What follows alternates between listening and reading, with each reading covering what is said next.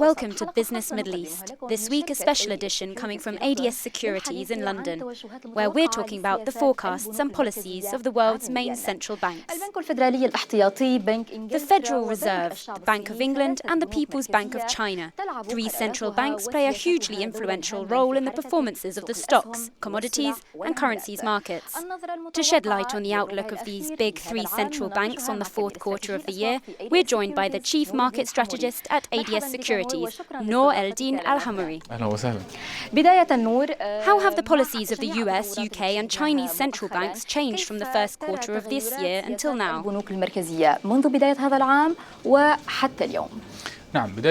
Starting with the Chinese, the bank was ready to intervene if the economy slowed further, and this is exactly what happened. The bank intervened many times to support growth. As for the BOE and the Fed, both banks were hoping for a rate hike from record lows lasting more than 7 years. However, they couldn't do it as fears of a global economic slowdown increased significantly, leading the banks to hold the rates unchanged, as we saw last week from the Fed. The rate hike might now be in December or in 2016. Indeed, that's what you'd been predicting in last week's episode, that there would be no hike in interest rates. We'll continue our discussion in a moment, but let's take a look at how expectations of higher interest rates grew in the Fed and the Bank of England over the course of the year.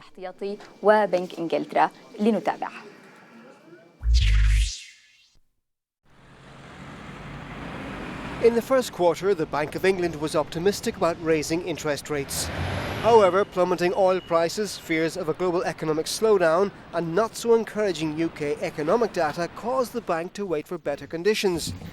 Now, September has delivered some positive signs, particularly the latest UK inflation report and jobs and retail sales figures. These have led Bank of England Governor Mark Carney to talk confidently of an interest rate hike towards the end of the first half of 2016. The outlook for higher interest rates in the US, however, is less certain following policymakers' statements. Previous promises have been broken.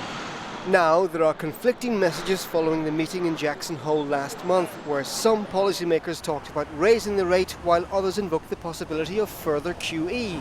The Fed has fueled market anxiety with its announcement last Friday of no rate change.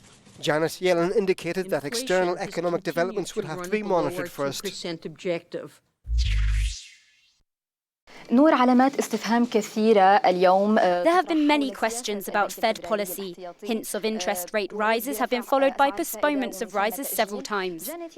In a recent statement, Janet Yellen blamed the uncertain outlook on the global economy, saying it's too ambiguous. What do you make of the Fed's position? Yes, the Federal Reserve has delayed the rate hike once again, which has increased the level of uncertainty in the market. Everyone has been waiting for a clear path to follow. However, the Fed added to the uncertainty. It's caught between a rock and a hard place. Raising rates might hurt global debt, which is dominated by US dollars, representing more than 60% of the world's debt. On the other hand, if the Fed leaves the rates on hold for longer, it might find itself behind the curve and have already missed the cycle, which would lead to further slowing down.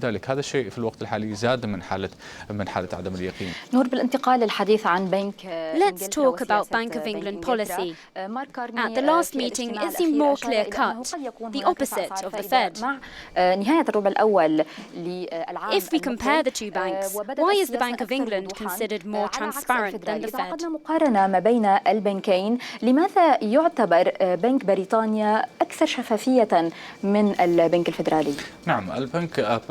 The difference between the US and the UK is that economic developments in the UK are more stable and more positive.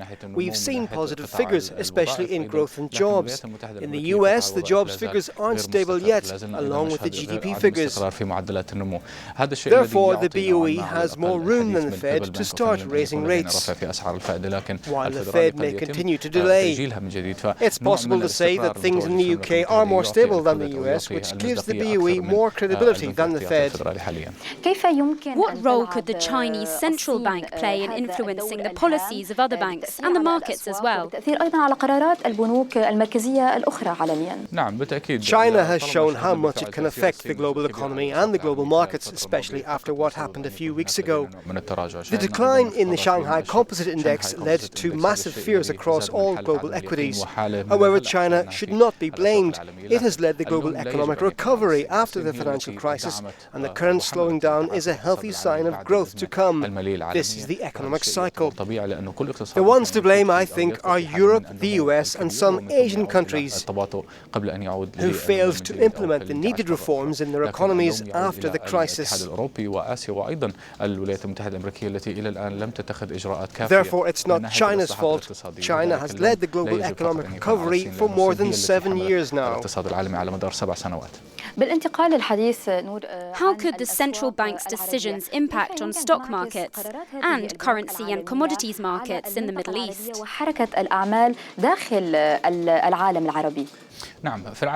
The central bank's decisions have always affected Middle East, North Africa region equities, especially the Federal Reserve's decisions on whether to raise or hold interest rates. The latest decision wasn't positive for the MENA region, as the Fed increased the level of uncertainty in the markets again. However, there were some positive factors for the Middle East. The Fed's decision to hold rates and the dovish statement that came with it may put more pressure on the US dollar, which in turn might lead to a stabilization of crude oil prices, at least in terms of stemming the flow. Therefore, this should also be positive for the region's equities, or at least slow down the recent rate of decline. Nour, thank you for your insight. See you next week. That's all for this edition. Join us on social media and share your thoughts with us with #BusinessMiddleEast. Thank you for watching. Have a nice week.